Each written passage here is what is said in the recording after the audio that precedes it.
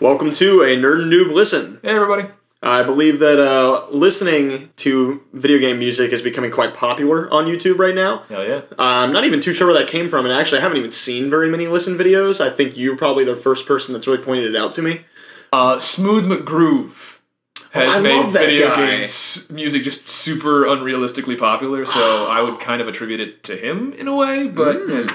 Either way, we're going to try our hand at it, and we're going to see if we live up to the standards. Hopefully we do. Today, we're going to be looking at two of Kevin's favorite games. Absolutely. Silent Hill 2 and Resident Evil 4. Probably the best horror games on the PS2. Known for being very similar to Lollipops and Rainbows. Oh, just... I remember that one guy who had a pyramid for a head. When you killed him, like a puppy just exploded out of his chest. That was one of the hidden endings, actually. Anyway, so, with that being said, the format's going to be is that we're going to have the track play on at least one loop, and then by the time that loop is over, we will then have a nice conversation about the track, and talk about the... I said it earlier, we're going to talk about the merits of those tracks, and just sort of what they do for the video game as a whole, how they contribute to the tone, how they enhance, or even in some cases detract from the experiences. Because as any game designer knows, the music is as important as, if not more, than regular story and in some cases gameplay. So today, again, we're going to be focusing on two games. And in both of those games, we're going to look at ambient environmental music and battle themes. And again, we're going to sort of go in and see what they did right, what they did wrong, and how they made those games those games. Alright, so the first song we're going to be listening to is called Darkened Hallways from the Aethryix rip of Silent Hill 2. This isn't on the OST, this is just from Silent Hill 2, like just the game itself. And I'm actually going to paint a little picture for you if you haven't played the game, or even if you have, just sort of jog your memory. So you as James have just come out of Silent Hill into the Woodside apartment building. You've spent about an hour just wandering around looking for keys and just being... Door simulation? Yes, exactly! You've been mobbed by monsters trying to figure out where do I go? How do I jiggle this door handle? So you finally figure out, I need to go to Woodside Apartments, and you go there. And for a minute, it looks like, hey, no monsters. And as you are walking up a staircase... this starts happening.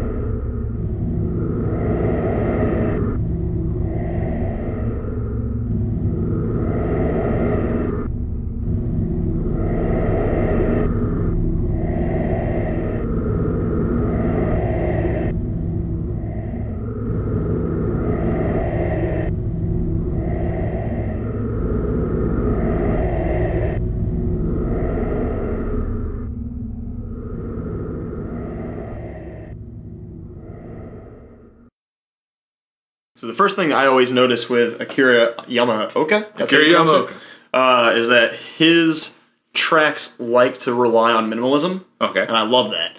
Very, very particular to the horror genre, as you can be very, very effective with just very simplistic sounds, very simplistic, a soundscape that just looms. And Silent Hill is just amazing at that. I completely agree.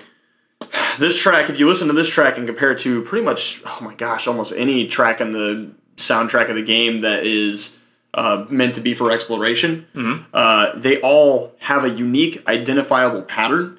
They're all simple loops. That first pattern, I know there were two patterns that happened in the songs. I think they were two separate songs kind of spliced together, to be completely honest. But, but the first pattern, it's you hear it once, you don't lose it. It just sits there on your brain. It just burns.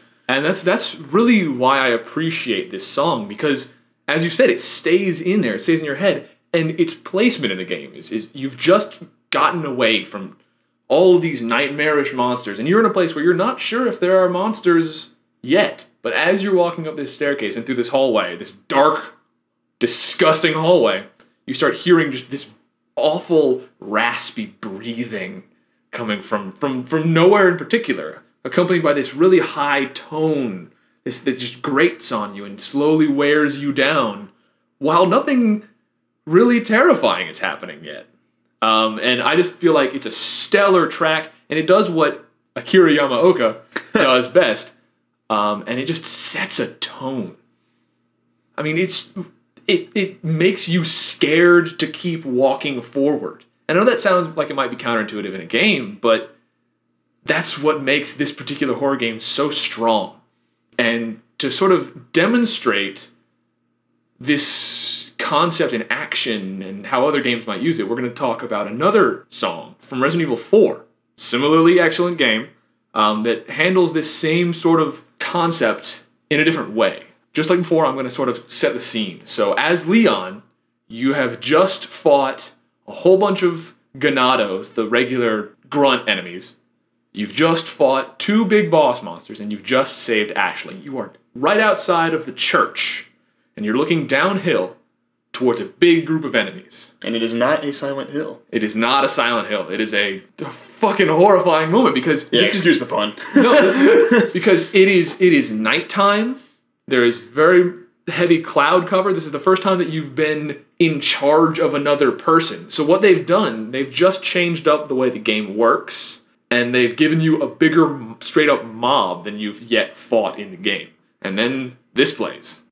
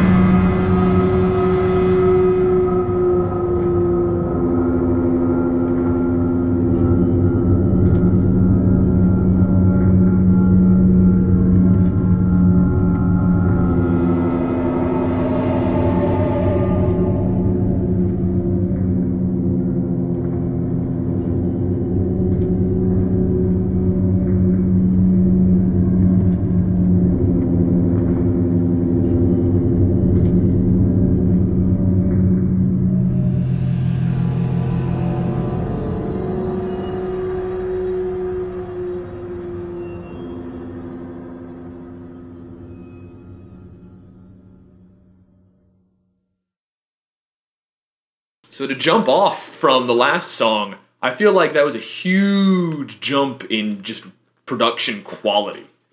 So, as you may or may not know, and by that I mean the audience, not you, because I know you already know this, I am an audio producer. And I am actually going to go out on a limb and say, no, you're fucking wrong. No? No. Actually, but you could hear like footsteps and stuff right in the corners of your ears. I feel like that's way creepier and just maybe not creepier, but that in an action scene that I feel like there's something sneaking up on me. Okay, so let's talk about production value really quick. This is very strongly an opinion, but from all the teachings I've been learning from all the teachers I've been learning from, I have been learning that mixing as a craft is very much dependent on personal flavor. Because a lot of things people can say sound good. Like, you can hear something that to somebody else sounds like crap and say, I like that actually. Let me explain my point.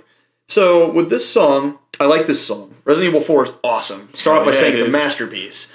And yes, the overall, budget quality definitely feels a lot tighter. Like, the sounds are crisp, clear, nice, clean, fluid, excellent EQ, It's just, it's nice. It's got a really solid, bassy, nice mix. The thing is, I'm going to say I don't like that as much as Silent Hill 2's gritty and minimal mix. And the reason why is because Silent Hill 2 is mixing a much more closer, I wouldn't say it is, but I would say it's closer to what I would call lo-fi. Oh, we talked about this when we played it before. Yeah, it uses a low fidelity. Playthrough that will not see the light of day, by the way. Ooh. Whereas Resident Evil 4, with its nice, flashy budget, it is using a high fidelity. I love the soundtrack. I've listened to a lot of songs in the game. It's great. I would never not sing its praises, but it's more showy. I can agree with that. Yamaoka, he's going for something that doesn't jump out. It's supposed to creep, and it's gritty, just like the atmosphere of Silent Hill 2. It's disgusting sounding. You said it yourself. You just said when we started this, you said, this sounds prettier. Yeah, it's scary still, but it does sound prettier, technically speaking. Right. And the fact that Silent Hill 2's music is less enjoyable to listen to makes it more horrific. I can agree with that. Mm-hmm. And I don't mean to sort of muddle my own point, but in this particular aspect, I feel like it's Silent Hill that comes out on top. Because, again, this is supposed to be a moment. Both of these songs happen in moments when you are being caught unaware. Mm-hmm. The first one happens when you are in a situation you haven't yet encountered before. You don't know if there are going to be enemies just around the corner or what they're going to do if they find you. In this one, you've been given all these new gameplay elements to deal with. In both of these situations, you're uncomfortable. In both of these situations, the music helps reinforce the idea that you do not want to keep going forward, but you have to, because that's how the games work. A slight change of subject, but also important to note, if I remember correctly, and correct me if I'm wrong, in Resident Evil 4, the music actually stops when you defeat all the enemies, doesn't it? It does. That's one of the things that gives the Silent Hill 2 track a bit of an edge as well, because that song plays no matter what. And now, to be fair, that's probably the game developers, the director's choice, and not the musicians, I would imagine. Yes. But even still, working hand in hand, since video games are a team product, I would still give them points for that. Absolutely, because that enforces that sense of dread, the whole, I'm in an unfamiliar element and I don't know what's going to happen. But music played when there were bad guys before, and music's still playing now, where are the bad guys, is a very, very, very powerful emotion for you to tap into as a developer.